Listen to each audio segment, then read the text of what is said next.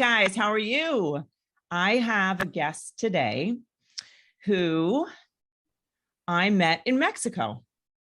And I met him at a 365 driven event where he was a speaker. And my experience sitting as a participant and listening to him speak was an experience for me.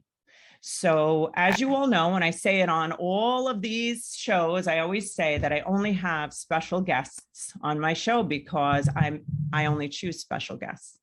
And he is really a special person. And what I want you to I want to frame this for you. I want you to understand. I want you to put your seatbelt on. And I want you to understand that as you listen to Ken, no matter what he talks about, your life will be changed. I've been in this field forever. You know, I'm a therapist, blah, blah, blah, blah, blah. But let me tell you something. When this man speaks, I learn, and I'm changed. And, you know, even in the pre-conversation, before we even started, my eyes are tearing up because I can feel his passion. And I can feel, you know, when you feel authenticity and like a real servant leader, which will be one of his topics, you know that you've landed in the right spot.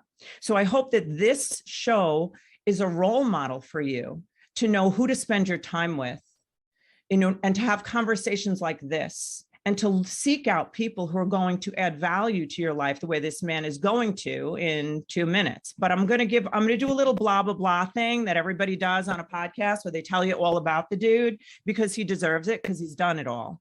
So you see this book right here. I know it's going to be backwards. It's called As the Leader Grows.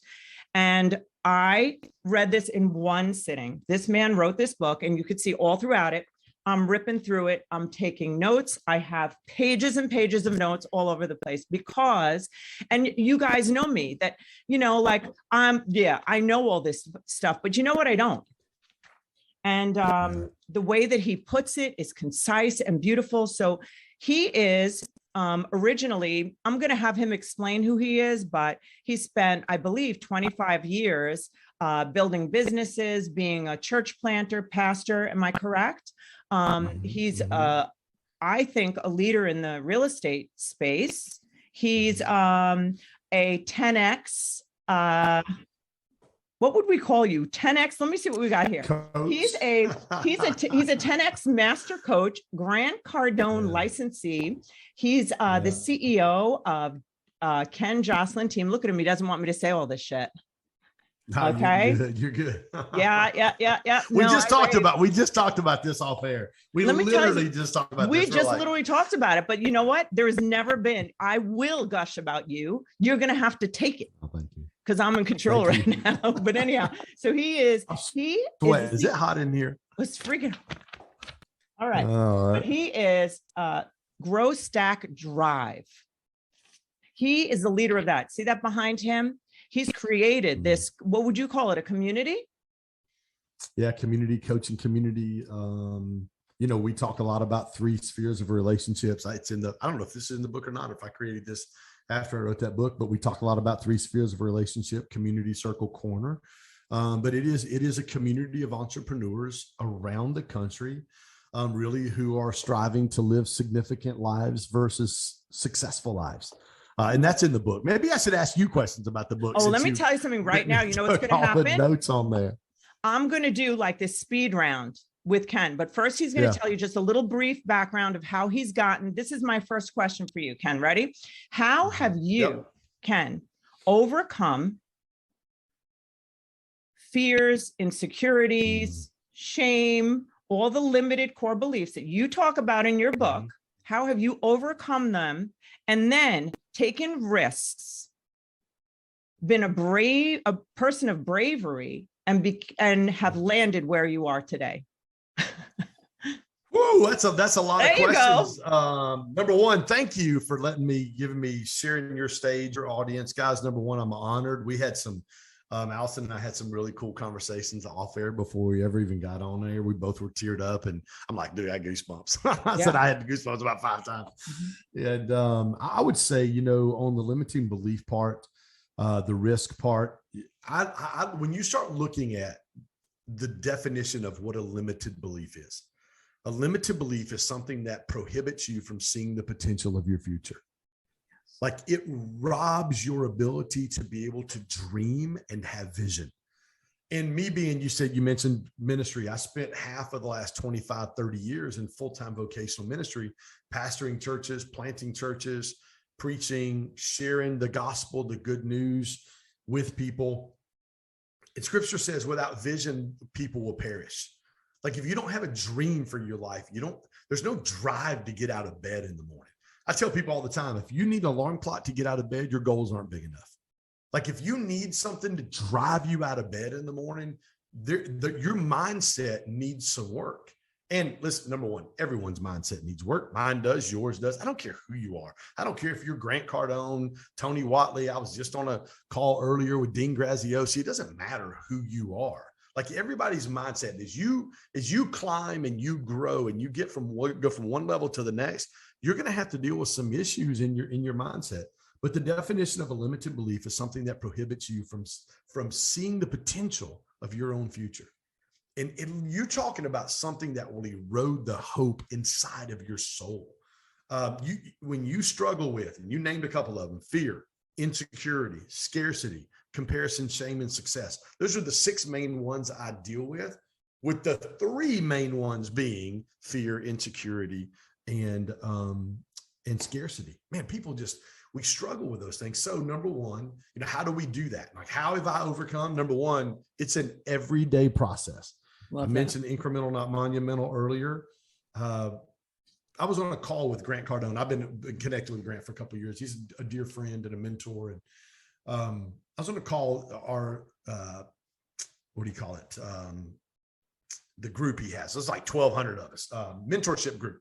Yeah. About 8, 9 months ago, we're on this call. There's like 1,200 people on the call. And Grant goes, I'm going to give you guys some homework for our call next week. I want you to ask 5 people this week to describe you in 1 sentence. I said, fantastic. So I text Grant and I text Jared. Jared pretty much runs everything for Grant, Jared Glant. And I text him and said, I got a question. So Grant calls me preacher. He goes, what you got, preacher? And I said, hey, G, this dude named Grant Cardone gave me homework this week. I was supposed to ask 5 people to describe me in 1 sentence. And I said, since you and Elena are sitting there together, will you be my first 2 people? And he starts laughing and he goes into like thought mode.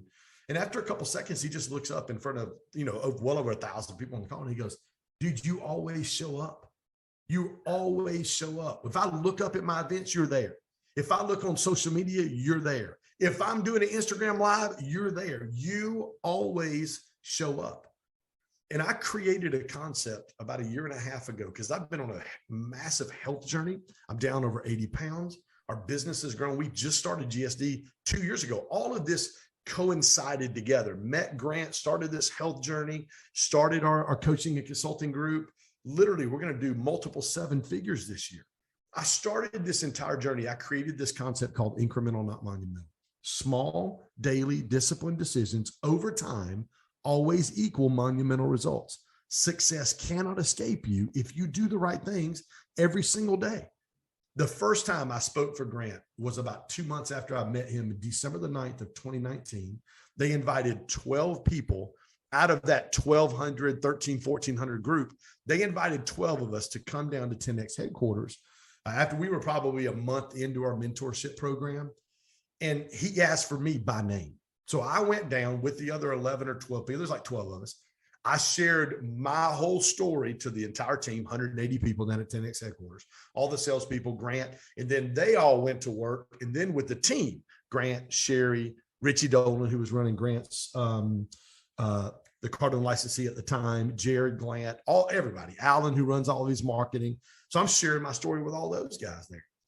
Out of those 12 people, there are probably 2 or 3 of those people that I still know and that they're still going. And I'm going to be honest with you. I probably wasn't in the top half of the people. If you rated them on how gifted or talented they were, I was probably in the bottom third. But one thing I don't do is I don't quit. I literally created that concept and I lean into it every single day.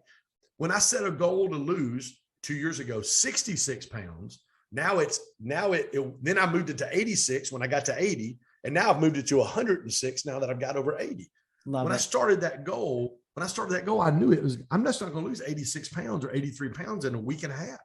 It's every single, you show up every single day. Small, daily, disciplined decisions over time always equal monumental results.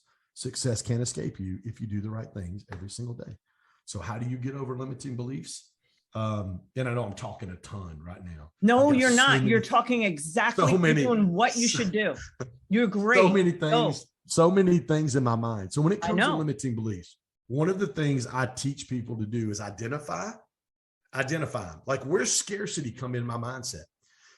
We were talking about my mastermind earlier. I run a very high level mastermind with some very amazing human beings. I'm sitting at my buddy Master Jeff's house in Calabasas. He lives in the same subdivision as Donald Trump's ex-wife, lives right across the street from one of the Kardashians.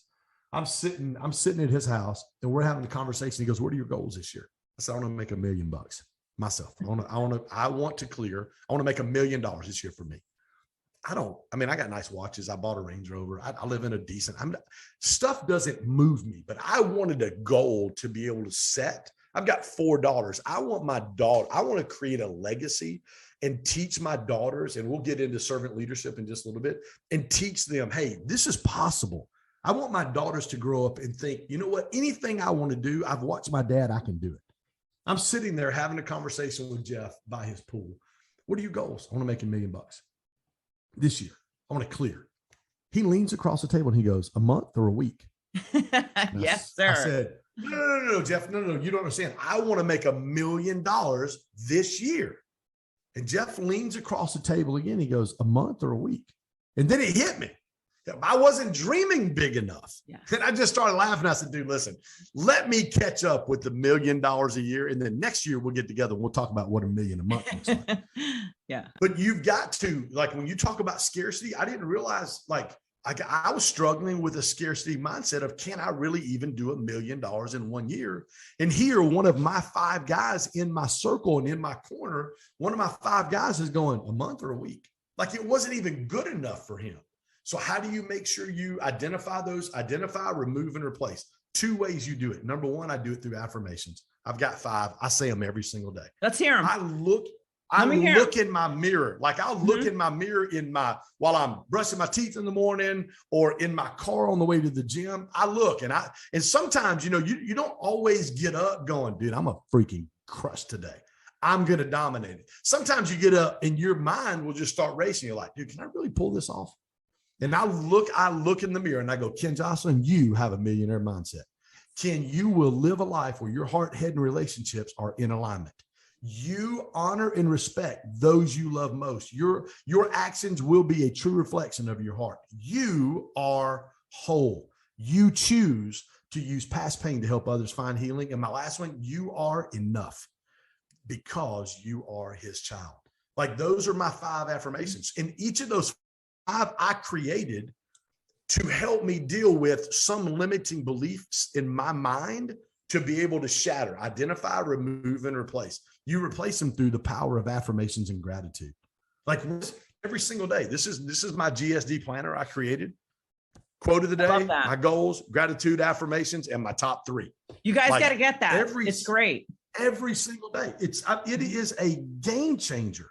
Yeah. It's a game. People are like, "Oh, I don't know if I could use a planner." Well, then you just don't really want to accomplish what you say you want to accomplish. I call bullshit. Like, if you don't have the time, and I learned writing goals down twice a day from Grant. And Grant always says, most people write their goals down once a year, twice a year. Let's just say they write them down once a month, or let's say they write them down twice a month, or let's just say for happenstance, they write them down once a week. You're writing your goals down 52 times a year. I'm writing my goals down 365 times 2, which is 730. Yep. I'm writing my goals down 730 times a day. You don't think I'm going to dominate somebody who barely can write them down once or twice a month? I'm going to kick your ass. Like, you're not going to be able to keep up with me, because every single day I'm looking at my Ken Joslin team, Chase's team lead, 20 agents to EXP, $16 million in revenue. GSD, 1.92 million in revenue this year. 50 people in my mastermind, 250 people in my community, 500 people in my live events, in my Create conference in Atlanta, and 50 in a top 10 podcast. Personal goals, my conference at John Maxwell, Ed Milet, Eric Thomas, all three are speaking at my conference in January. Lose 106 pounds, spend time with my daughter and me. Like, I can tell you what I'm going after every day. Then when I get ready to do my day timer and my time, the actions that I take are going to line up with me being able to accomplish the goals that I have. People go, Ken, how have you done all this stuff in 2 years? How have you started a company to coach and consult people, and you're on some of the biggest stages in America? You created one of the biggest stages in America. Like, you've done all, how have you, because dude, I'm not the sharpest tool in the woodshed, even close. But the one thing, the concept I understand is incremental, not monumental. And the concept that God taught me 20 years ago about writing the vision down and making it plain. Like, this is where I'm going. And then surrounding yourself, it's not just the affirmations and gratitude, but it's surrounding yourself with the right people to where when I go, yeah, Jeff, I want to make $1 million this year. Is that a week or a month? You got to have people like that that are going to call you out and challenge you to think at different levels. So anyway, I think I've talked for 28 minutes. No, listen, you could literally talk the whole time and everything would be amazing. I have so many comments to make, and I hate interrupting you because I think you're just spewing out so much value. But like, one of my favorite quotes of all times, and I live by it, is, I lay hold of my vision, obstacles must give way. And it reminds me of it. That was Napoleon Bonaparte. And it reminds me of Jesus, when the first time, and you're a pastor, so you could correct any of my biblical, whatever, prowess, but basically Jesus, when they came to get him that very first time, he just walked right through them. Right. So it's like, it's that concept. So it's all this, like, when I can see it and incrementally, and what blows my mind is that thing that you do, the incremental creates whatever you say. It's so good. Incremental changes, produces monumental things. But I always, small daily disciplined decisions over time. Here's one of the things we do. We tend to overestimate what we can do in the short term, but we underestimate what we can do in the long term. It's true. It's set. I mean, the one thing I've learned from Grant is writing my goals down and setting big goals. Like, people go, well, I don't agree with Grant on blah, blah, blah. Well, you know what? There's things I don't agree with Grant on. But let me tell you what I do agree with him on. It's dreaming big and making an impact and believing that the things that I write down are going to come to pass, and putting my focus on, okay, these are all my goals I'm writing down today. Listen, when I did my Create conference last year in Atlanta, John Maxwell, John's been a friend for 20 years. I've known John forever. Jesse Itzler, Randy Garn, Amberly Lago, Anthony Trucks, my buddy Ivan Ans. I was just on a call. Ivan's Inc. 100 5 years in a row in his companies. He's got 5 companies, 5 CEOs on 3 different continents. He lives in Puerto Rico. He's from Argentina, runs the largest Toyota dealership, has the largest chain of Toyota dealerships in Argentina. And I was just on the phone there for 30 minutes talking about my mastermind. Him and Bella are part of my mastermind. And we're talking. You have got to, when I got ready to do this conference, I'm on the phone with Chad Johnson, who's John's right-hand guy. And I've known Chad. Chad was an intern for my best friend, Nate, who worked for John 20 years ago for a long time. And Chad goes, we're on the phone, and I go, would like for John to come speak Thursday night for a fundraiser dinner, and then he can open the conference up on Friday, and I'll speak after him on Friday. Chad goes, great, 80 grand. And I said, dude, I don't get a discount. And he goes, that is the discount. He goes, John's normally 100. He goes, John's normally 100. I know, right? He said, John's normally 100, but for you, he said he would do it for 80. I said, perfect. Send me the contract. Hung up the phone, called Nate, FaceTime him. I said, hey, dude, man, what's up? Just got off the phone with Chad. He said to tell you hello. Nate goes, how much? I said, 80 grand. He goes, Nate stopped and he looked, and then he starts laughing. He goes, you're going to do it, aren't you? I said, you better damn believe I'm going to. He goes, how are you going to pay for it? I said, I have no idea. I said, but we're going to get it done. He sent the contract over. I signed it, sent him back, and the rest is history. We did our conference, several hundred people there. It really put us on the map for what we were doing. And even with John, I mean, John took about a minute and a half on Friday morning to just speak over my life in front of everybody in the auditorium. I mean, here's the godfather of leadership, speaking. I'm sitting there like a 5-year-old kid with a new puppy. I'm crying like a baby down there. Like, this is John, man. John, yeah. Thank you, man. But I wrote the vision down. It was clear. And you asked me another question earlier. You said, how do you take big risks? Yes. I don't know if I'm not smart enough not to take big risks, but let me tell you what happened. I said, yes, Chad, send it over. I signed the contract and sent it back to Chad. 4 payments of $22,250. I think that equals 80 grand. Or no, it's 85 grand. I'm sorry, it's 85,000. It was 85K. It was 75K and 10K for travel. It was 85K. Yeah. Whatever that is divided by 4. Yeah. And I said, you know what? So what did I do? I created the speaker partnership. I created a whole program for speaker partners for my Create conference and sold those. They guaranteed to help me sell 25K in tickets. And I gave them a 25-minute spot. I gave them all the promo with me, John, and Jesse Itzler. I gave them we shot it, 3-camera directed shoot, beautiful auditorium stage, 60-foot LED panel wall, all the lighting. I mean, it is immaculate in Atlanta where we do this event. I gave them all their media. I gave them their directed cut. I gave them all the B-roll. I gave them all the stills. I gave them a 6-foot table in the foyer to be able to promote their stuff out on stage, out in the foyer during the 2.5 days. Guess what I did? I sold 6 spots at 25 grand a piece. It was like 150 grand. Guess what that did? That paid for John and it paid for Jesse. Like, I created something that didn't even exist because there was a problem there that I had to figure out how I'm going to get over this obstacle and pull this conference off. That's the whole point. That's the whole. What did I do? Mm-hmm. I'm sorry. What did I do on Friday No, you're good. What did I do on Friday when I got up to speak after John? Yeah. I pulled the curtain back and I shared that story. Because I said, all of you guys see all the things we're doing. And you're like, oh my God, this guy's crushing it. This is so amazing. I can't believe you've got all these people here and you're doing these podcasts and you're podcasting in the top 100. And you did a Amazon bestselling book and you did this and you spoke at 10X for Grant and you spoke at the Undercover Billionaire Boot Camp with Grant and Gary and Matt Smith and all the guys from the TV show. And you're doing all this stuff. I pulled the curtain back. Now, so let me tell you guys, about 2 a.m. in the morning for the last month and a half where I woke up wondering, bro, do you have what it takes to pull this off? Wow. Yep. Can you really do this? Like, because I want you to, this ain't easy. Like, the top 1% do what 99% of the people won't do. Exactly. And it starts with your mindset. Mm-hmm. And if you will lean into the power of being able to create affirmations to combat the limiting beliefs and the thoughts that are in your mind, I'm going to tell you what, here's a book. I think you and I, we talked about this. I'm reading this book called Happy Days by Gabrielle Bernstein. Oh, yeah. But I got Gabby coming on my podcast. Mm-hmm. Unbelievable book on how to deal with like childhood trauma and things in your past, which cause you to believe a certain way or act a certain way as an adult.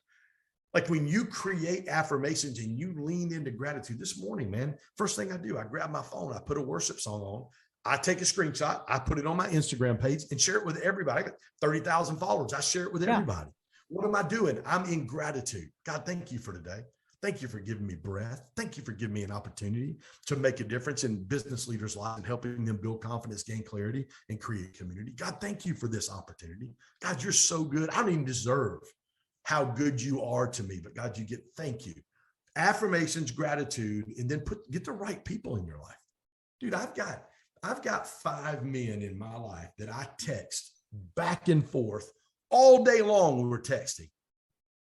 2 of those guys are 8-figure earners, which means they're making $1 million a month. Let me ask you a question. All the other guys on there? Yeah, go ahead. How do you, I have like 3 questions because everything you're saying is absolutely amazing. So what would you say to the person who's like, well, how do I do that? Because like, to me, one of the things about discipline, right? So now we're talking about I always say like incremental changes creates exponential outcomes, right? But then I love Jim Rohn says, how long would you wait for a baby to walk? And it's until it does, until. And it's like, that's what you're doing. You're saying you keep showing up. 99% of life is showing up. So now this is my question. So now what about the person who has like the discipline? And I think I struggle with this. So they have the discipline. Most of the times you're getting up, you're doing your morning routine. I do gratitude, affirmations, goals every single day. Right. So now I'm doing it twice since you said that. But because I'm going to beat your ass. No, I'm kidding. Come on, girl. It's I just love a joke. it. That's just a joke. So, but anyhow, no, it ain't a joke competition. either. Don't lie to your audience. It ain't a joke. Well, it's like a little like, I'm going to do it too. Yeah. So anyhow, so the other thing, don't lie to your audience, but what I want to know is like, because I think I struggle with like when I don't do my routines or something, and then like I lose trust in myself. So like, I think like such a core problem is that I don't like, I have these huge visions and I do the same things you do. I jump and I grow my wings on the way down. And I'm like, oh, I'm never going to make it. I'm like, what? And people think I'm crazy, but it works. Yeah. But my question is, what do you do so let's say you're making these big moves or whatever, but then I get like hit, like, wait, like, first of all, who do you think you are? Then it's like, this fear that I'm not going to get there. Wherever there is, you were just talking about that, the journey, but then it's like, do I trust myself to day in and day out? Like, can I count on myself to do the thing, the incremental? And I think that, I think I've let myself down at times. And I think that my big why for everything, my why is I want to trust myself more. And I want to add value wherever I go. That's just bottom line. But how do I trust myself more? Yeah. How do you learn to trust other people in your life and in relationships? They have to earn trust and prove trust. Yes. It's the same thing with yourself. And I would say this for some of you guys out there today, you're listening to this, and this is a biblical principle. The way that we forgive others is always filtered through the lens of how we forgive ourselves. That's true. And we are, especially driven leaders. Driven leaders are the worst on themselves. Like I've learned to be able to give myself grace. I don't give myself an excuse. I don't give myself a pass, but I've learned to give myself grace when I make a mistake. And I get right on the horse and I keep riding. Like there's nothing else you can do. There's a saying I've been saying for over 20 years. When you act like you belong in the room, you'll get in the room. When you act like you belong in the room, you'll get in the room. I say this to business clients all the time. When you act like, if you're a business of 1 million, if you act like a business of 3 million, you'll be a business of 3 million. If you act like a business of 5 million, you're going to be a business of 5. If you do the things you're supposed to do, you're going to get where you want to go. Yeah. It is, people go, how did you lose 83 pounds? What program are you on? I'll tell you what program I was on. I burned more calories than I put in my body. Exactly. Over a long period of time. Yes. I mean, it's not rocket science. No. It's really not. Yes. I burn more calories than I consume. So therefore I'm going to lose. And I've done several different things and plateaus and hit lids. And I've done all kinds, and I've had to work through things and navigate through things. And I've had times where I was stuck for 2 or 3 months at a time and gain a pound, lose 2 or 3 pounds, gain 2 or 3 pounds, lose 4 or 5 pounds. I have times I've stuck, but the reality of it is when you act like you belong in the room, you'll get in the room. And I don't care what area of your life that pertains to. It can be your physical, it can be your faith walk, it can be your relationships, it can be your business, it can be your finances. When you do the things in each of those are our core 5 in our mastermind: faith, relationships, physical condition, relationships, business, and finance, in that order, because that's really the order you've got to get those things. And when you get those things in order and in alignment, it's amazing how the business and the finances just, boom, they'll open wide up. But when you get those things in alignment, it is unbelievable what God will do in your life. And you gain understanding and you start doing the things that you need to do. And that's why I hang around and spend time with some of the people that I do, because I need the guys that are in my circle and the guys that are in my corner, because they stretch the way I think. They cause me to think bigger. Yeah, absolutely. The Ken, like what would you say how you would help people to raise the bar? I heard you talk about how to remove people from your life in the right way, and how to add people into your life that, and there's just one like little piggyback I wanted to say about something you said, is that I always tell the people that work for me, whatever job you want, whatever relationship you want, whatever you want in your life, be the person who gets it. And it will happen. Like, it's like beggars plead, servants ask, children command. Like I feel like we don't realize the power that we have within us. Like we can create our lives, co-create with God. Like with Dorothy, dear, you've had the power all along. I really know we have it, and we just don't know it. Yeah. And so I would love to hear what there's so many different areas I can go in, like servant leadership, the thing about community and upgrading relationships. I think that's a really big thing that you talk about. You talked about it in Mexico, and it just really hit me. Well, I'll say this, the community, I talk about 3 spheres of relationship, community, circle, corner. Community is that large group you travel with, whether it be 10X, whether it be 365 driven, whether it be GSD. It's the large group, same passion, same DNA, same like-mindedness. You're going after the same goals. That's like that large group. Your circle are the 10 or 12 people you spend the most time with. And then your corner, those are the 1 or 2 guys, if you're a guy or if you're a girl, 1 or 2 ladies, maybe 3, that have a 10,000 foot view of what's going on in your life. They know. Sean Lovejoy called me this morning. He's one of my, Randy Garn called me this morning. Like those guys, Randy's one of my 5 on my text that we text back and forth all day long. Gary Brecka, 10X Health Systems partner with Grant Cardone. Brent Gove, one of the top EXP guys. He's got 30,000 agents in his organization. And then my buddy Brian Covey, who's one of the top senior vice presidents at Loan Depot. And we're constantly, like, Brian posted a picture of his kids' soccer team at his house in the pool yesterday. I posted a worship song and my Psalms or Proverbs 15 that I read yesterday in my devotional. Like Randy posted a picture of him and his wife on a bike ride in Salt Lake City where they live at. I mean, we're constantly talking to each other. Brian even made a reference yesterday to Gary Brecka about doing the cold plunge, because Gary teaches people to do the ice baths and do the cold plunges. Yeah. And Brian's like, man, I've been doing it every day. And Gary's like, yeah, man, Gary is on a boat in the Virgin Islands. He's at Richard Branson's house, literally in his master bedroom when we did our webinar on Monday night. He's at Richard Branson's house in Richard's master bedroom doing the webinar with us the other night. But what is the key? When you say this, like, what is the key? Like, you talk about like authenticity, because you're just like, because people will hear these names and they'll think like, oh, like I can't even touch that. But I think when I hear that, I hear authenticity. I hear people who understand you. I hear like people who have these visionaries, and like, it's when you have that, when you're innovative and you have like this wild dreams, it's very hard to find people who are like-minded. So can you speak on authenticity and all vulnerability? Two things. We talked about servant leadership earlier. Servant leadership's huge. 3 things servant leaders do. Want something. 3 things servant leaders do. They put other people's needs before their own. So it's not about you, it's about the other person. What I say all the time is be a leader, or great leaders want something for people, not from people. Yes. Like I don't want anything. When I spend time with Grant, I don't want anything from Grant. Yeah. When I flew to Sharon Lecter, the co-author of Rich Dad Poor Dad, 1.5 years ago, and I sat in her and Michael's dining room table, which is like 100 feet long.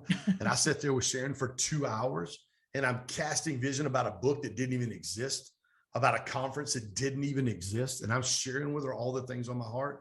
And Sharon just leans over and grabs my hand. And she goes, Ken, you can do this. I believe in you. Like I didn't want anything from Sharon. All I wanted was time and wisdom. Like when you get around people like Carlos Reyes, when I get around people like Tim Story, who's a dear friend of mine, guys like Anthony Truss, guys like John Maxwell, guys like Ed Milet, when I get around people like that, I don't want something from them. Like even in my 5 guys that are in my kind of corner / circle, because there's 5, which is big for a corner, but I've got those 5 guys. I made a commitment to all 5 of those guys. I'm going to invest my time, talent, and treasure in this relationship this year. I'm going to calendar my time to go spend time with you. Wherever you're at. I was in Puerto Rico last month for 4 days with Brent and Kathy at their house in Puerto Rico. Before that, I was in Calabasas at Jeff's house. Before that, I was in Salt Lake City with Randy. I mean, I'm constantly making time.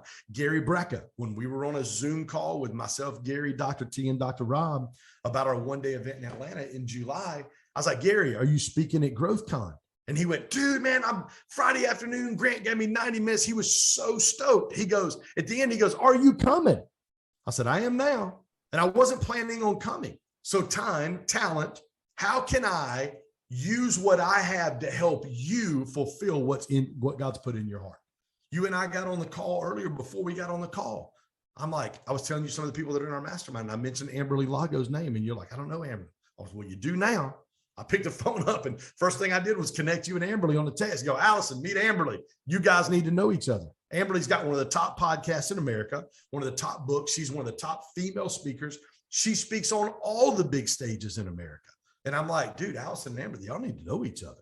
And I do that. So how can I take my talent? How can I take my relationships and help Allison fulfill what God's put in her heart? And then my treasure, I'm going to spend my money doing what you do. When Gary said that on that Zoom call, soon as I got off, I picked the phone up and I called Jimmy Morales, who is Grant's CFO. He's a friend of mine. I said, Jimmy, I think I got a $10,000 credit on my account. Can you look? Yep. Yeah, you got a $10,000 credit. Dude, can you get me a diamond seat so I can sit in the first couple rows? So, because Gary's speaking on Friday afternoon. Yep, I got it. I'll have the team take care of it. Like the next day, I got my diamond seat. Cost me 10 grand. But I did it just because Gary was speaking. I wasn't planning on going. I had a lot of stuff going on. And I did it just because Gary was speaking. Are you like, it's always the investment in the person, yes, in the relationship, in the connection, right? Being yes, there. because I don't want something from you.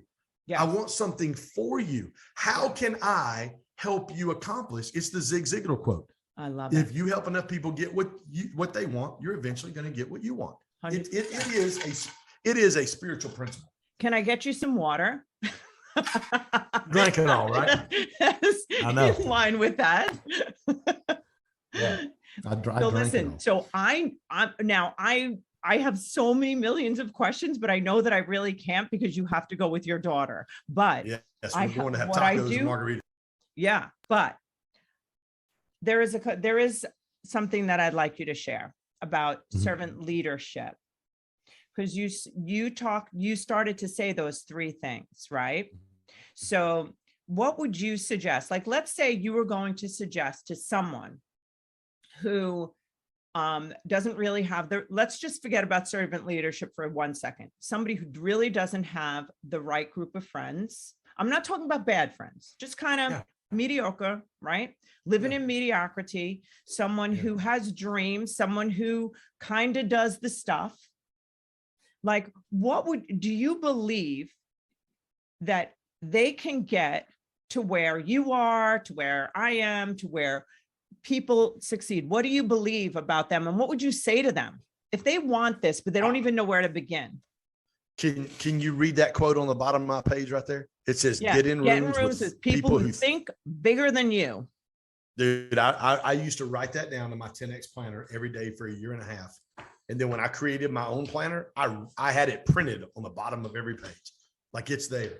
You've got to get in proximity with people who have done what you want to do. And you've got to do it at whatever it costs you. And I'm not talking about finances. It's going to be time, talent, or treasure. It's going to be one of those three things, maybe all of those three things. But you've got to get around the people that are doing it. Like, when you get around, what happens is, the first time I met Grant, he looked at me. We were in a hallway.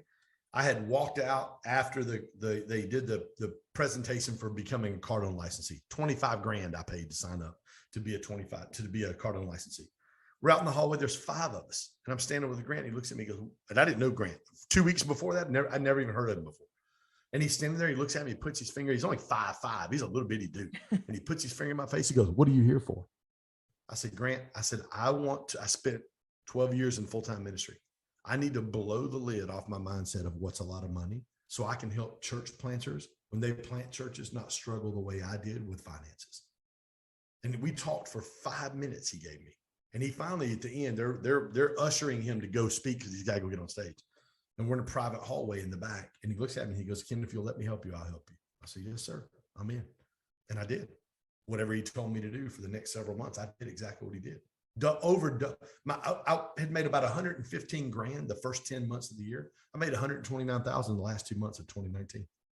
I closed a $3 million commercial deal that I would not have closed had I not been able to take that deal to Grant and ask him. Because long story short, I was representing the buyer at $3 million. The appraisal came in at 2.625. We were $375,000 short on the appraisal.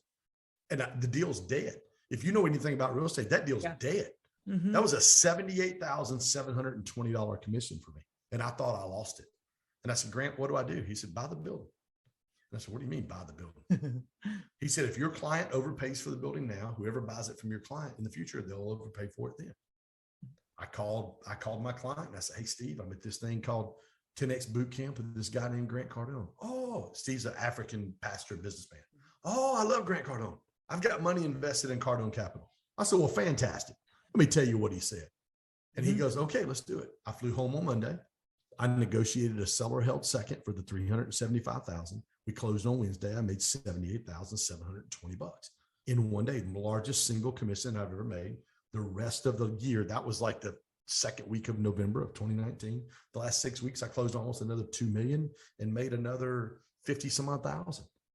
And it all happened because I got connected with Grant. And what did he do? He raised my mindset of what's a lot of money, and that I had the ability to be able to do that. Because before that, I'm not really sure I believed that I could do it at that level that he taught me to. So you talked about servant leadership earlier.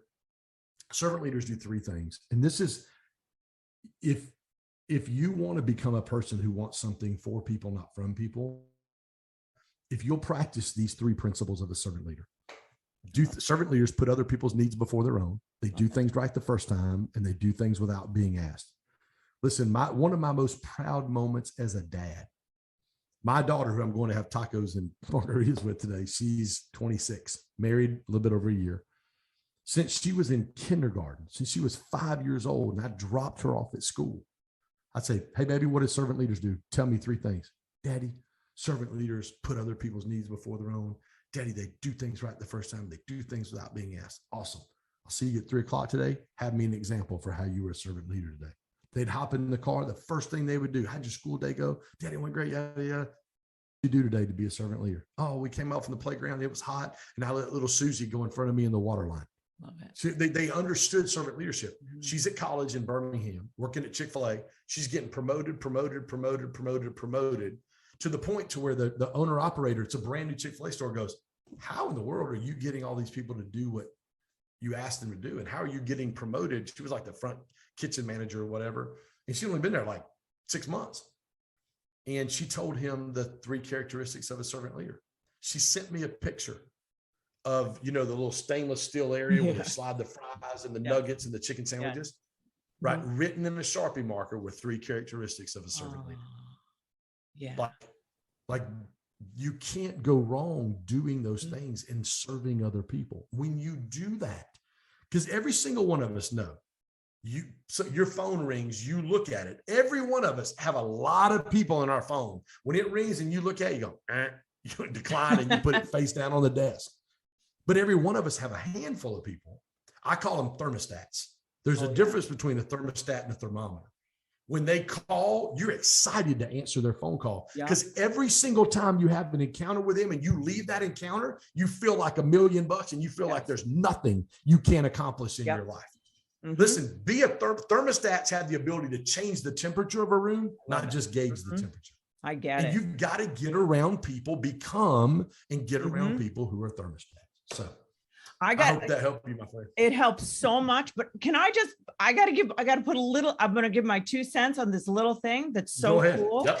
You know how when women are in the same proximity, they all have their period at the same time. You've heard of that. Sorry, you have girls. You have to know that. I got 4 daughters. Yes, all right, I know. You know it. You're a girl dad, so you know that. Yeah. Okay. Yes, I am. So now think about it this way. our brain waves, when we go in a room with someone, we do this in therapy. There's something called countertransference. So when you're in a room with someone else, now there's energy, we know. There's we know that that's, we're made of energy. So now our brain waves, if somebody's brain wave is in high beta and somebody's brain wave is in another wave, basically our brain waves will synchronize into operating together.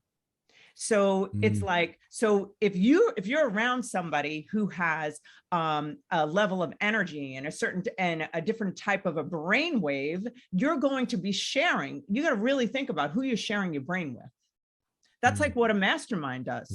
You take all, it's synergy, when two or more are gathered together, right? So it's like that creates combustion. Yes. Oh, most definitely. Put that in your pipe and smoke it, Ken. The first book that mentioned the word mastermind, do you know what it was? Oh, I do. Think and Grow Rich. Think and Grow Rich. That's exactly right. I love that. Yeah. Lincoln was always late. I would be late too. I'd be Lincoln in that mastermind. I am not late, and I cannot stand to be late. I'm always. You know what I'm told. Go ahead. You know what my affirmation is? I am punctual, deliberate, efficient, and organized. Everywhere I go, I show up early and I leave late. So one thing you say, oh my God, I know you have to go. I'm saying one more thing. So the thing is, because I'm a chatter too, the one thing that you describe when you're having a harder time, that then you'll like turn around and you'll communicate to yourself. Well, that's what I do. Like if I feel like this is the thing that I'm working on. So I say things like I'm long, lean, tight, and smooth when I didn't feel like I liked my body. I would say things and I would just say it all the time. I'm deliberate. If I feel like I'm falling off, I'll say the opposite.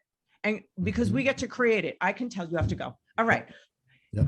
I want to thank you so much for being here. It's such an honor. I feel like I just did not get enough information from you. But no, you see what I just said? That aren't I supposed to be here for you and not getting things from you? No, you're good. I mean, you and I both have got really the same DNA and the same passion to serve people. We talked about that earlier. Yeah. But yeah, I'm honored. I mean, I'm honored to be here, and God doesn't make mistakes. Like we got connected for a reason. Yes. And I'm super excited to be here, and you're going to be on my podcast on Monday. Yes. And let me just ask you to please tell people where they can find you. It's going to be in the notes, but yes. Yep. Super easy at Ken Joslin on Instagram, KenJoslin. That's the easiest way to find me if you've got an Instagram account. If not, go to growstackdrive.com, GROWSTACK drive, DRIVE.com. All right. Listen, I want to thank you so much. You're such a blessing. And I'm really honored to have you here. I really appreciate it. I'm grateful. And you've really done a lot for the people who've been here and for me. So I just want to thank you for that. And anything that really seriously that I can do for you. And I'm not just saying that, I really mean it. I will do it. Okay. Yeah. I appreciate or for your family. Well, you and I are going to talk offline because you're coming to Sundance in August. It'll be a game changer for you. I'm just telling you. Okay. Telling me. I'm going to go have tacos. I'm going to go have tacos and margaritas with my daughter. All right. Let me say goodbye. Goodbye, everybody. Say goodbye to Ken. See you later.